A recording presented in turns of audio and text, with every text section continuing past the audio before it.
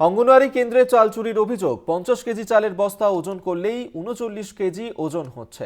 নির্দিষ্ট দিনের আগে চাল শেষ হলে বন্ধ থাকবে খাবার, জানালো অঙ্গনওয়াড়ি কেন্দ্রের কর্মীরা। অঙ্গনওয়াড়ি কেন্দ্রে সেখানেই চাল চুরি করা হচ্ছে এমনটাই অভিযোগ করা হচ্ছে, কারণ 50 কেজি ওজনের চালের বস্তা তা ওজন করলে তাতে 39 কেজি ওজন দেখানো হচ্ছে এবং নির্দিষ্ট দিনের আগেই চাল শেষ হলে বন্ধ থাকবে খাবার, এমনটাই জানিয়েছে অঙ্গনওয়াড়ি কেন্দ্রের কর্মীরা। অর্থাৎ 50 কেজি চালের জায়গায় 39 কেজি চাল দেওয়া হচ্ছে, এমনটাই কিন্তু অভিযোগ করা হচ্ছে। চাল চুরির অভিযোগ উঠছে সেখানে, এবং এই ঘটনাই ঘটেছে যেখানে অঙ্গনওয়াড়ি কেন্দ্রের চাল চুরির অভিযোগ।